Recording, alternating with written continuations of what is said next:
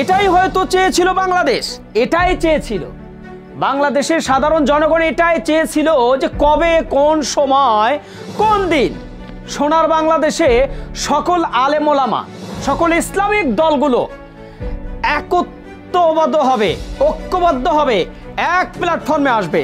অবশেষে সেই বিজয় ধ্বনি বাজতে যাচ্ছে। প্রিয় দর্শক, ইতিমধ্যেই আপনারা সোশ্যাল মিডিয়ায় বরাতে জানতে পেরেছেন ডক্টর শফিকুর রহমান জামাতের আমির, তিনি কিন্তু শাইখে চরমোনাই মুফতি ফয়জুল করিম সাহেবের সাথে সাক্ষাৎ করেছে, অর্থাৎ চরমোনাইয়ের সাথে সাক্ষাৎ করেছে। এবং সকল ইসলামিক দলগুলো এক হবে কিনা আজকের নিউজটি শুনলে আপনারা সবকিছু জানতে পারবেন। তো প্রিয় দর্শক, চলুন তাহলে আর কথা না বাড়াই, একটা লাইক দিয়ে বিস্তারিত আপনাদেরকে জানিয়ে দিই। তো সবাইকে বলবো একটু ধৈর্য সহকারে দেখতে হবে, শুনতে হবে, প্রচুর পরিমাণে শেয়ার করতে হবে।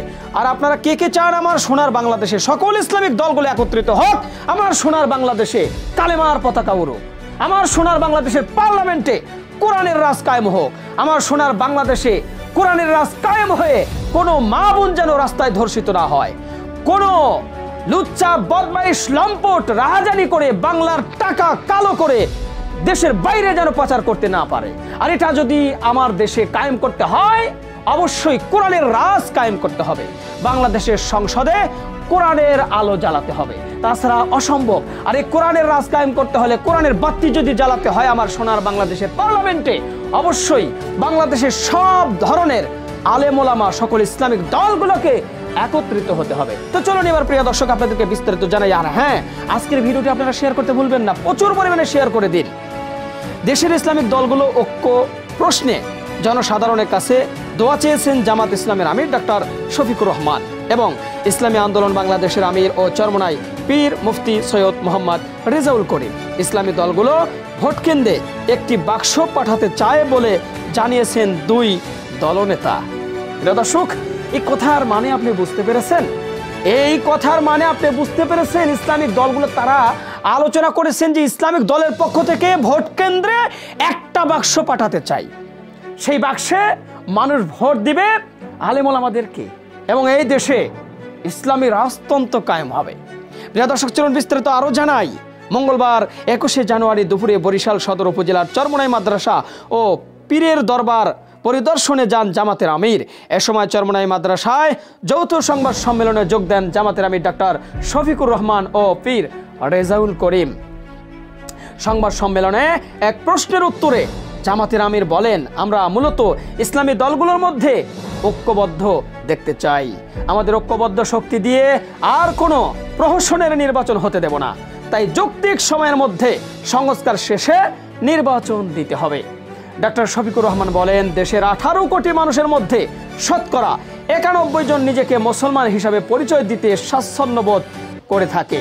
বাকি যারা আছে 9 ভাগ, তারাও এই দেশের মানুষ, তারা বিভিন্ন ধর্মের অনুসারী, এছাড়া কিছু নাস্তিকও থাকতে পারে। সব মিলিয়ে আমাদের বাংলাদেশ।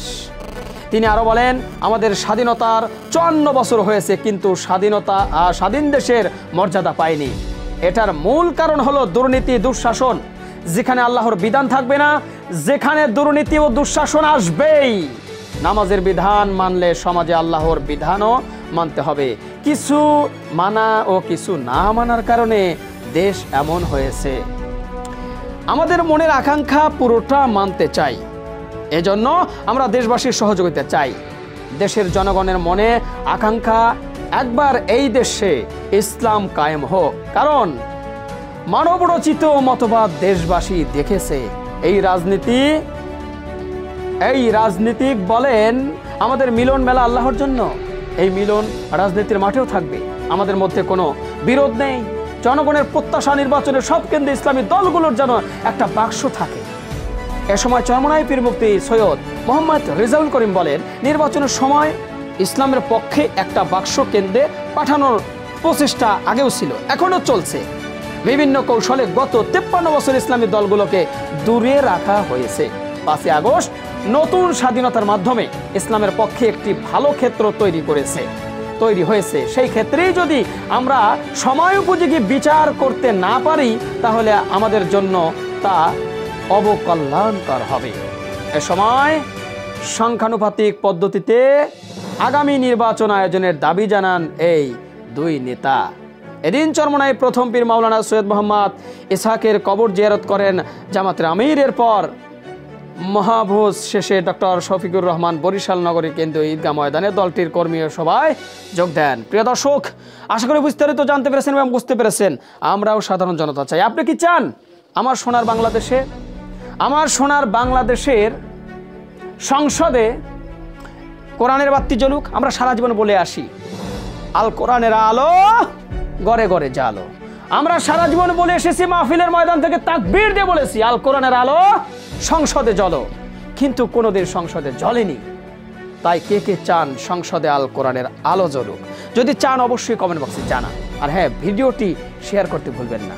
ভালো থাকবেন, আবারও দেখা হবে, কথা হবে নতুন কোনো টপিকে, নতুন কোনো ভিডিওতে। সে পর্যন্ত সবাই ভালো থাকবেন। আর নাসির অফিসিয়াল পেজটি নতুন হলে ফলো করে দিয়ে যাবেন। আল্লাহ হাফেজ।